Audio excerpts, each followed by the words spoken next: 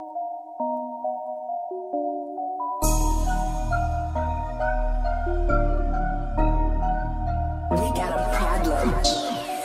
guys, elections come and go, but one thing remains the same. Small boats crossing the channel with the help and consent of our government, border farce and pretty much all politicians at this point. It could be for nefarious reasons or something simple like keeping house prices high. Either way, MPs on all sides of the spectrum love a bit of uncontrolled immigration. It is a money spinner for them and their pals after all. Now, as you know, we have the warmongering fuckpig Tony Blair to thank for a lot of this, but those who have followed him continued the policy while claiming they would actually reduce the numbers. This has obviously not happened, and in fact I actually think the numbers have gone up year on year ever since. Well, in a shock to absolutely no one, we have reports today of more arriving in the UK thanks to Active Patriot and others who literally catalogue this shit daily because you know the BBC are not reporting on it like they should be, and that is when they actually bother to do it. As you know, fear porn and calling you all racist is all the BBC can do in this day and age. But today, Active Patriot reposted a clip from Chris Johnson on Facebook showing well over 10 doctors, engineers and rocket scientists arriving thanks to the French Navy and UK Border Force escort that should actually be called the Channel Boat Wanker Taxi Service at this point.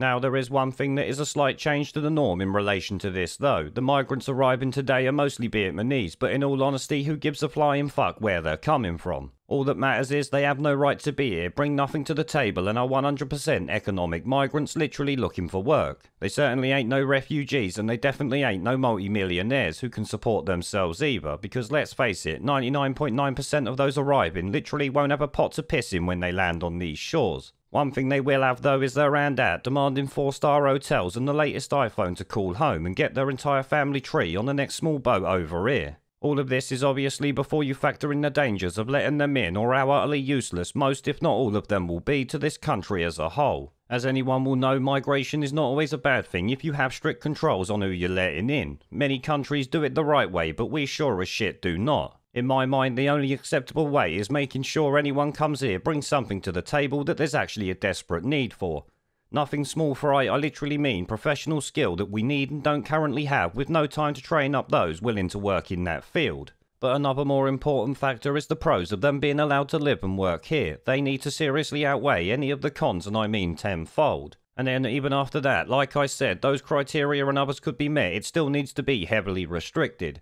The target number should be 0, only rising up by the exact amount actually needed after vetting. And anyone caught entering the UK illegally is ejected within the hour and permanently banned from ever entering the country again, even for a fucking holiday, let me tell you. No tolerance, no second chances, literally a no fucks given style of immigration policy. Now obviously cunts will moan about it, but in all honesty, who actually gives a shit? If you don't like it, you can always leave the country. This country wants to stop people coming in, not leaving at the end of the day. The exit door is open, don't let it hit you in the vagina on the way out. Now of course none of this will actually ever happen because let's be honest, it's a pipe dream like Joe Swinson winning the last election. Politicians, as you know, wouldn't allow it because migration is good for them and their agendas. Oh, and their property portfolio. Now obviously the reasons they want to stop it are endless, but since in this world money talks and bullshit walks, you can be sure money is a massive part of it. But actually relating to the daily influx of migrants we get over here in the UK, we actually have reports today that 1,200 migrants arrived on an Italian island just yesterday.